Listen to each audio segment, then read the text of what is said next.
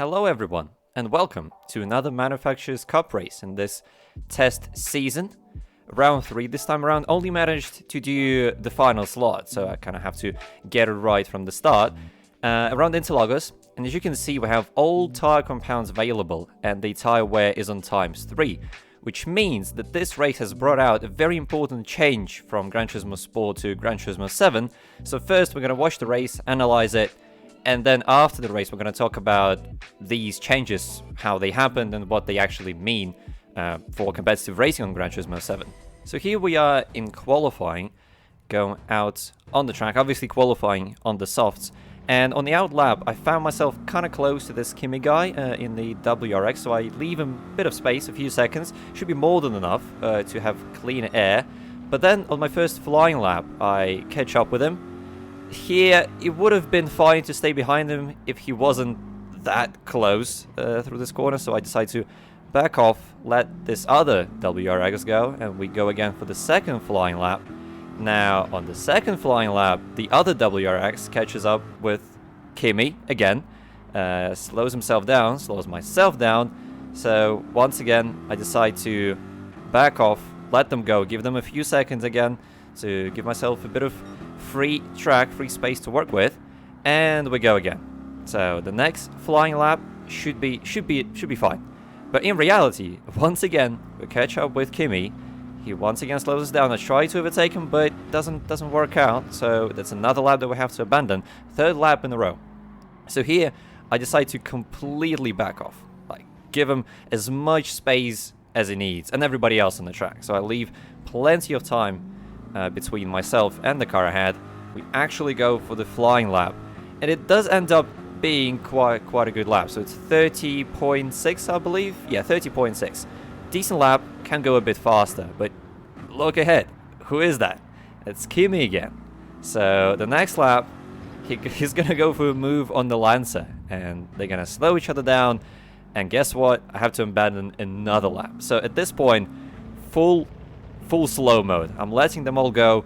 Don't care. Gonna go for the final lap. It was gonna be an improvement, but in the end, it wasn't just quite an improvement. So in the end, I'm qualified 7th. Could have been maybe a little bit higher, but that'll do. P7 isn't too bad. So for the race, we had a free choice of tires to start on, and I decided to start on the hards. I thought that would be the faster way to not make a pit stop, be a little bit slower on pure pace, but probably hopefully gain positions this way. And what I do need to do as soon as possible off the start is to get used to these hard tires, because we were qualifying on softs with basically no fuel in the car, and now it's full tank, cold hard tires, so the car is very slidey through this first few corners, even through turn 3, getting a little bit of a slide going, having to correct it on the exit. And I'm trying to warm up these tires on the straight even a little bit to get myself at least some grip through the corners. And what I notice here is that the GTR right behind me, he's very close, so that seems like he's probably on much softer tires, so I decided not to fight him this early into the race, especially if he's on much faster tire at this point. So going to this uphill right-hander, he's going to have much higher cornering speed than me, so I'm just going to let him go, not fight for this position whatsoever. And a few corners later, well actually one corner later, he does the same to the Bulgarian driver and promotes himself up into P6 for now. The first few laps are actually quite decent for me. I was doing like mid to high 33s, which is very good pace in my opinion. Everything under 34s was very good pace for me. But by lap 4, the Spaniard behind in the Lancer, he was catching me quite a bit, and on the exit of this corner I get it horribly wrong. So he's going to have an overspeed on me, go down the inside into this last sector. I try to stay with him through this left-hander, but again, no grip in these hard tires. I get a little bit of a slide going, and I have to let him go. At this point, I thought that was my actual pace. I didn't know that this Spaniard was actually on medium tires, so I thought that was my actual pace, which was a bit demoralizing. I thought that I will only go backwards in this race, but in reality, it wasn't the case. Now, going on to lap 5, if we look ahead at the Mercedes actually in second place, trying to size up a move on the Honda NSX up ahead, but actually gets a little bit too greedy on the throttle on the exit of turn 2, slams himself into the wall.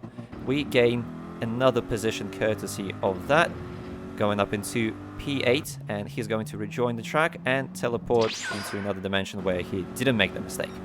So the next few laps, once again, very consistent, very fast by my standards, setting personal best on lap 6. And as we go through this middle sector on lap 7, up ahead of us, the Viper in P3 is going to have a few contacts with this GTR, gets the slide going, cannot save it, actually flicks it the other direction and goes onto the grass, which is not the fastest way around this track. We are going to go past him and gain another position. So that's already 2 cars that has thrown themselves out of this race courtesy of mistakes. And once again, that was my fastest lap, so keeping up the pace very decently there. And now we look at the leader. The McLaren gets a bit too much on the curb, goes into the half spin, but then on the grass there's absolutely no grip there. He throws himself off the track and into the wall. As he rejoins the track, he decides to deploy a smoke screen, so I deploy my best Mika Hakkinen impression and go right through it. And now, if you look at the gap, throughout this lap we actually gain quite a bit on the leader, who is the Honda NSX at this point, I believe. And by the end of the lap, we've gained pretty much a full second on the leader of this race, which seems like the crossover point between softer tires and hard tires. Now let's take a look at the GTR that started right behind us and look at the state of his soft tires. There's absolutely nothing left of them. He already lost 2 positions, he's got absolutely no grip, and at the end of this lap he is going to come into the pits, and let's just see how long it takes for this pit stop to be completed.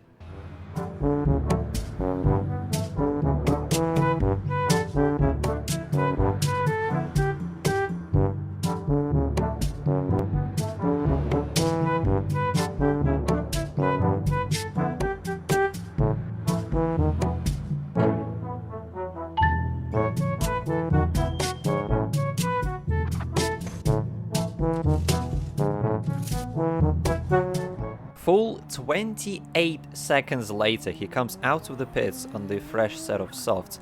Empires rose and fell in this amount of time. Now we turn our attention onto the leader of the race. He is on medium tires, but his situation isn't much better. His rear tires are quite worn at this point, so he's going to have a massive slide to the final corner, which isn't going to give him a great exit.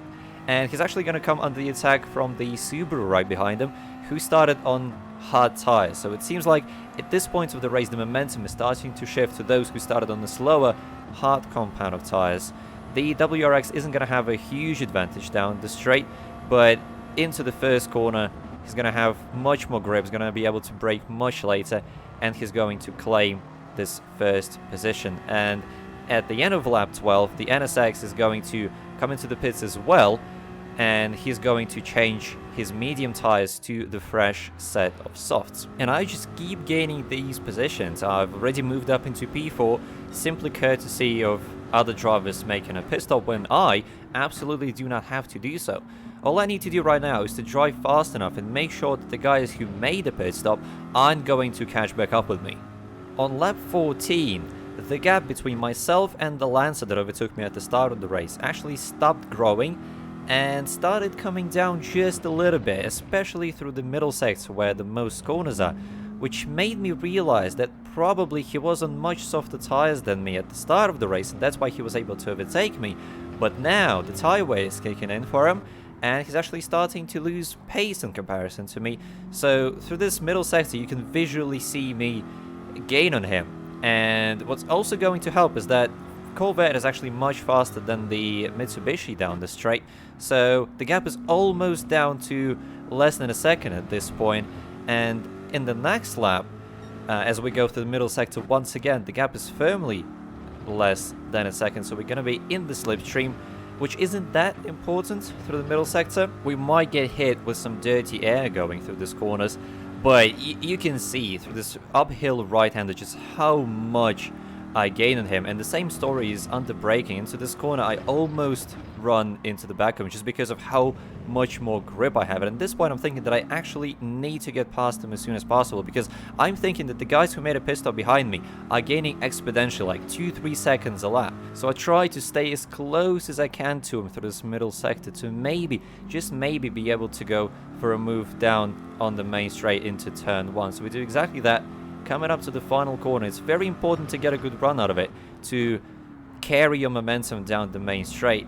We do get a little bit of an oversteer, but it doesn't ruin our momentum too much. We're still firmly within the slipstream of the Lancer, so we're going to tuck behind him. He is going to try to go defensive, but his pathetic 4-cylinder has absolutely nothing on this V8 monstrosity, so we're going to draw up alongside him, going to turn 1, going to have the outside line, but I'm going to use my tire advantage, grip advantage, to go cleanly around the outside and claim this 3rd podium position.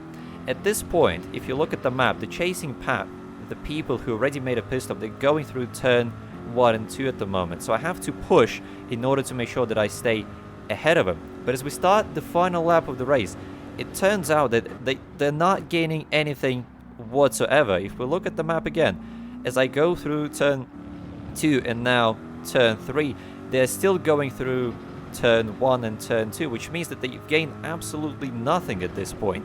If we look at the GTR in P5, he made a pit stop on lap 10, and his soft tires are once again completely dead. So after making the pit stop, he only had a few laps of actual overspeed on us, and ever since then, he was barely gaining anything on those running on hards. So in the end, we're going to claim this sweet 3rd podium position to finish the race, and it's actually an awesome result, considering the fact that I only had 1 time slot to do this race, and I had to gamble on the strategy a little bit.